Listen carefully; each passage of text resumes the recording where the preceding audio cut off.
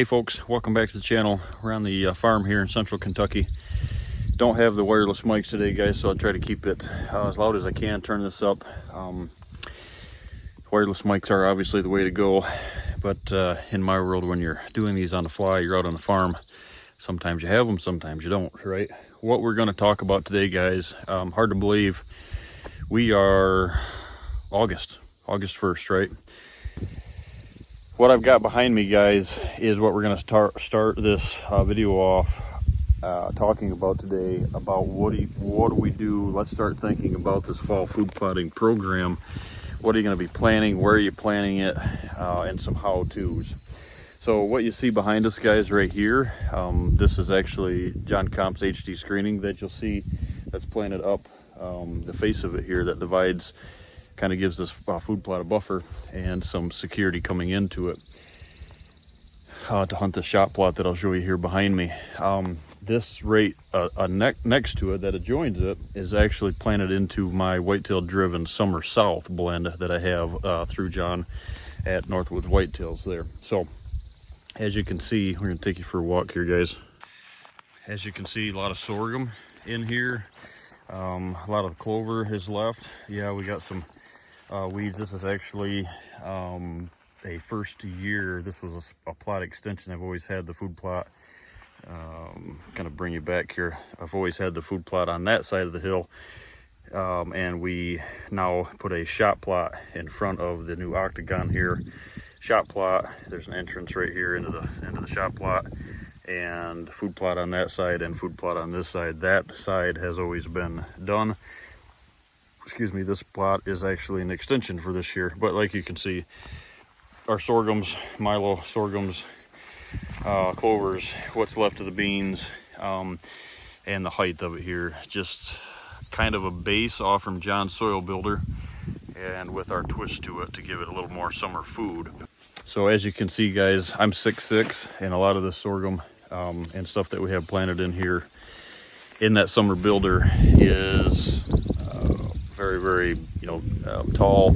A lot of food value to that down below, but also a lot of good soil health conditions that we're building underneath the soil surface, all in preparations to have this good opportunity to have a good fall plot.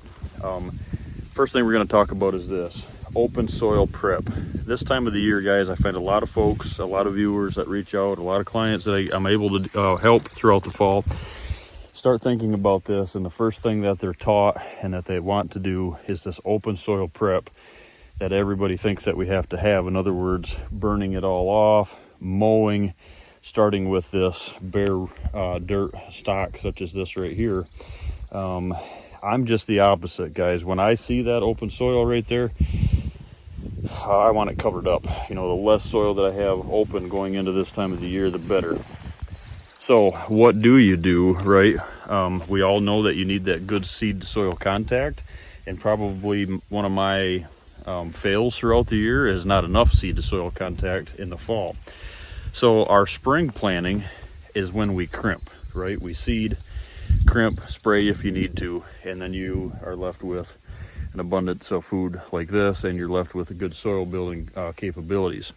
The fall, we want to seed into this, but we don't want to necessarily crimp unless we have to, because what you're going to do if you crimp, guys, you're going to kill all of this. Now, this taller Sudan, stuff like that, is no problem. The smaller sorghum, grain sorghums that you have right here, and I believe there's a couple different sorghums that are in that summer blend, especially the summer south blend. If you crimp, you're going to terminate all of this, same as what you would do as if you just sprayed it. So, contrary to a lot of people that teach you a lot of belief out there, I don't like that mentality of having that open soil above good soil exposure. And here's why. I think, guys, that you can use a lot of this stuff right here that we're looking at. You can use this to your benefit for more plot armor than what a lot of folks think. So a lot of folks would go through, mow, lightly disc this in, plant, and now what you're going to be left with is you're hoping and praying that you've got good rains that follow that planting. And the reason for that is it's open soil, right? what I found over the years, guys, is what do we do with this system is we plant into this. Then I kind of take that as where I'm at when I'm planting it. Do I have to spray? Do I not? Here on the farm here in central Kentucky, guys, I will tell you that my regimen, I'm kind of in that, setting that concrete plan for spring and summer plantings here on this farm. This area in central Kentucky as a whole, but this area of Kentucky, the Johnson grass is out of control. And Johnson grass sadly likes herbicides. So the more that you spray, the more it grows, the better it likes it, right? I don't know why that is, but on the other hand, it's a great warm season grass that a lot of people pay a fortune for, and like switchgrass and stuff like that, right? That you pay to have. It makes great soft edges around food plots. It does great that. I just don't want it in my food plots. But what I do here, guys, I seed into this, right? Then I'll crimp this, and then I'll spray. So yes, I'm taking some of the food value away from it, but I'm not taking all of it away. So some years I'll crimp and spray, some years I'll just crimp. Down here in Kentucky, guys, if I crimp this sorghum, let's say right here, the sorghum and the beans down here, because of our longer growing season, I've done it 3 years in a row now where I'm actually able to double crop that seed. In other words, you kill it unless it's sprayed, and it will come back. So some years, if my pigweed and Johnson grass and stuff like that isn't too far out of control, then I'll just hit it with a crimper, and all of that stuff that we don't necessarily want, or we don't want, goes on top of the seed. So we're setting the seed in the soil. Yeah, as you run over it with a crimper, it shakes that seed down. This is if you're broadcasting, right? It shakes the seed down, hits that soil, and what you'll find is we get good seed to soil connection because it's down there and we're packing it. Then we crimp or we spray, and we're terminating all that on the top, and we're using it as a plot armor. Guys, I can honestly tell you the best year that I had here for full food plots was year one, or fall number one, when I had tall vegetation thatch, planted into it, rolled it all down and sprayed, and used all that as plot armor as my thatch. My plots did great. So last year, my fall food plots didn't do as good as I wanted them to do, and like I said, doing a lot of testing, didn't do as good as I wanted them to do, is because I actually thought my thatch layer was getting too thick, and because of broadcast methods that I try to use, I wasn't getting that seed. I wasn't able to get that seed through that built-up thatch. Now, 3-4 inches of it, right? So I elected to run a cultivator through it, and it was the worst mistake I've ever made. But that's why I did it, to test, right? Set that thatch back too far, opened that soil, heated that soil up. And my fall food plots, because of the drought last year, did what everybody else's did. I had one that I didn't do that with. I just continued on, and that one did better than all of them. So kind of gauge that. Take that for what it's worth, right? Kind of gauge that to what situation you've got, but don't fall into that trap that you have to disc multiple times, you have to spray multiple times, you have to open that soil up, and you need nothing but a ball field out here, if you will, exposed dirt, because that's probably the furthest thing from the truth. You want to gauge that on how your ground, or what you need for your ground. So I'm going to carry, the goal is to if 50% of the soil is open, let's say, if you can stick your boot in here and you can see your boot under this stuff, then you're plenty open, right? So seed right into it if you're broadcasting. Perfect world is like we are. I'm looking to invest in one this year. I've been hoping to get that one of mine made, is to get a kind of a drill or aerator, seeder, then crimper, or a drill, and you drill right through this stuff, and you're going to knock just enough of it down that's going to perforate the canopy, set some of that down for plot armor, and not kill everything in the plot. Problem with it is, guys, is like I said, depending on where you're at in the country, what you're planting into, what your soil is, how mature your soil is, it's just so many different variables that you could have. Weeds, no weeds, do you need to spray, do you not, right? So take that one into consideration, fit it to your specific location. So the next thing that we're going to talk about, guys, is soil samples. So soil samples, this time of the year, I'm often asked, hey, I just took a soil sample. What would you recommend planting? What would you recommend putting on that field? And I've got to be the bearer of bad news a lot of times and say that soil sample is going to do you no bit of good right now. And they look at, oh, well, you're crazy. Everybody takes soil samples. Yes, they do. And yes, I'd highly recommend taking a soil sample. But a soil sample needs to be done in the spring, guys. That soil sample, yes, it's going to give you a good idea of what you need going into next spring. But if you fertilize this right now, especially your ureas, your triple 19s, anything that's non-organic, let's say, what's going to happen is, guys, you're not going to see there. I mean, like urea, for example, you apply urea, you're only going to get about 3% of that urea because it's going to evaporate, it soaks in, or you don't get any of that until the next year. So you're amending your soil amendments, guys, that need to start in the spring. That soil sample for a fall food plot planting is doing you minimal, if any, good at all. So take that into consideration. Number 2, guys, is the greens versus the grains. I like a blend, and the reason I like a blend, guys, is I can we've tailor-made this these blends with John at Northwoods there, that we don't have to split the food plots. So what we do is we go into looking at planting it all together. It's just a rate. You always hear, you can't plant rye with your brassicas, and you can't plant sorghum because it takes away from brassicas, yada, yada, yada. And that is true at full rates, right? But it's not true if you tweak those to work together, not against each other. The thing that I see a lot of this time of the year, guys, sadly, because it's such a buzzword, is sugar beets. There's all kinds of flashy words that we can throw out there that get publicized, right? But sugar beets, stuff that should be planted in the spring of the year, folks are buying this in a fall food plot bag, and corn, soybeans. Now here in Kentucky, can you double crop a soybean? Can you not? Probably, but it's not something you want to purposely try to do, right? So always make sure what you're buying as a fall food plot blend is actually what you need to be planting, not something that should have been planted in the spring. That's not going to grow at all.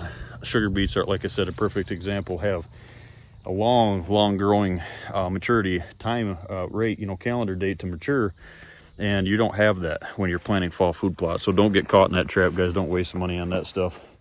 Our blend, I think, is like 10 seeds strong. Many good blends out there across the industry as a whole. Or if you're just going to go brassicas and then follow it up with rye. It's kind of a separate video we're going to do here. But that's one thing to keep in mind, guys, is don't buy something that you want to plant in the fall. Don't buy something that should have been planted in the spring of the year, thinking that you're going to save the day. So I think if you follow the channel at all, or many other channels that are out there, guys, I think everybody is starting to get the hint that ryegrass is in a lot of these fall food plot bags, and it's just, it should be illegal, right? You're buying something that you shouldn't be planting. They're purposely putting it in there to fill the bag to get the weight, so they don't have to put what they should be in there, charging the same amount of money, and you're not getting what you should be getting. So rye, guys, has so much potential. Our fall food plot blend has a lot of rye in it for the reason for this fall. More importantly, for what it gives us next spring when we're able to plant into that and crimp it down to start our summer program. So not only isn't it attracting, it's a very important piece of the puzzle when we're talking about kind of a no-till or regenerative ag situation, that we're crimping stuff down using that as thatch.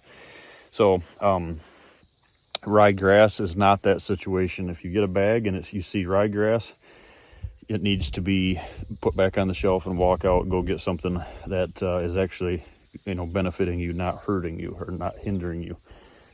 So if you have been caught in that trap, ryegrass, I highly recommend. This is the time that you want to fix that situation. Spray it out, go real aggressive with some chemical, get it out of there, because, guys, if you don't get it out now, it's going to still be residual in that soil profile next year, and you're gonna have to spray again, and then it just sets you back further and further. Ryegrass, like we always say, right, needs to stay in your lawn, not in your food plots. So it's probably obvious that our goal is to till less, right? I think the more and more folks that get to experience it, the more and more that is an obvious question. I'm not saying you don't need to till at all. There's many situations that maybe you need to do a light tilling, right? Less till is best. So using a no-till drill and planning that into something that you tilled is not no-till drilling, guys. That is conventional tilling. You're just using a no-till drill. So the goal would be is to drill into this or broadcast into it using an aerator, seeder, crimper, or just broadcasting and crimping this down, really setting that seed to soil, and then spraying if you need to on top of it. But using that no-till approach, this soil is never exposed. So this spot right here was open soil this spring because it was a plot extension.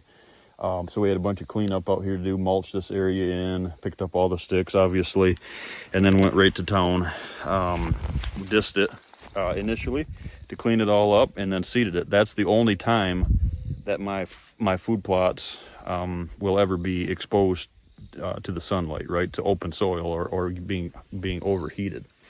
So as closing, what we're going to do is we're going to seed into this. I'm looking at a 3-point seeder right now. That's actually an aerator, a seeder, and more aeration, and then also a crimper. Hoping at some point to get my one that we're going to use behind the side-by-side built for that application. But like I said, guys, start wrapping your head around a good fall food plot program. Start studying why you're planning it. You know, what you're planning it for. What is the situation going to be? What is the situation going to be long term? What are you using that rye for? And not having a situation just like this. So you can see, guys, 20 feet from me right here is where the plot starts. And for whatever reason, I made a bonehead move here and didn't plant my screen down through here. So I'm actually going to use some of my sorghum to box this shot plot in. But you can see exactly what I'm talking about, guys. That food plot starts right there. This was open soil this year because this is a new shot plot, and you can see all of the open ground in this area. This shot plot in general, it's seeded to clover and chicory, and so the bottom half is doing really well. Top half here, open soil, is full of weeds. So good testament, right? We're trying to keep that soil covered up as much as we can to retain that moisture for this fall planting. And if you just go in and mow this and you look at that, like we started, guys, that open seed or open soil concept that we're all taught. I see a lot of fail food plots in August because, for example, the state of Kentucky, on average, there's 5 days of rain. So you do the math, even if you get some good gully washers, right? August can hurt you. So we're gonna wait. So the closing here, guys, is we're gonna wait until we've got some good weather. We've got great moisture in the soil profile right now. Been on the road for the last couple weeks. Got home, it was raining before I got home. Rained a couple days when I first got here. Allowed me to catch up on some stuff in the lodge. Moral of the story is this, guys: always plant by the weather, not the calendar. But don't plant too early, right? Just because you've got, like this week, I've got 3 days of rain this week, end of July, 1st of August here in Kentucky. It's very tempting, especially being from up north originally. It's like, man, I need to be planting fall food plots. And next week it's 95 degrees and it looks like possible 100-degree weather for a week and no rain. So be patient. Make sure you've got your seeding after a good rain before the next good rains. Just be patient. You got a lot of time. And the guys up north, the folks up north that are tuning into this are the ones that need to, really be ready for that rain, because you have a shorter window. Here I can miss a rain or two and still have a potential to have that good fall food plot, right? And up north, if you miss it, you might be stuck to a grains, which is fine, like rye, right? Cereal rye. But it's a short window. You're trying to hit that 45 days before your first frost or your first killing frost. So like Michigan, for example, you know, you're probably planning right now, end of July, first week of August. Here in Kentucky, because up there, you know, you got first killing frost is about October 15th. Here, our first killing frost is probably Halloween. So I've got a couple more weeks. So really hone this in, guys. If you and maybe I'm guilty of this on, you know, in the past, as far as the channel in general, saying this is what you have to do, this is concrete, you know, don't do anything else. The older I get, guys, more experience that I get, more clients I work with around the country, probably a lot to be said for understanding that every situation is different. I can give you all of the great information that works here on the farm and stuff that doesn't. Like I said, you're 100 miles from me, we might have to tweak that a little bit. You're up in northern Michigan, where I'm originally from, we probably got to tweak things quite a bit. And that's why I've got that seed with John, that program that we split the country in half. It's to the north half of the country. My summer and fall food plot blend is a little bit different than the spring or the summer and the fall food plots seed that we sell to the south. And there's a reason for that, right? So because every situation is different. So take these ideas, tune it in, be patient, watch for that good weather, don't open that soil up, don't get caught in that trap. And one of the next videos here is going to be on what do you do when all else fails or something fails. What do you do, right? So never give up is the moral of the story. But we got a lot of time to start right now, a leg up, if you will, instead of opening soil, setting it back, trying to plan into used and abused soil, and setting ourselves back before we even get started. Thanks, guys.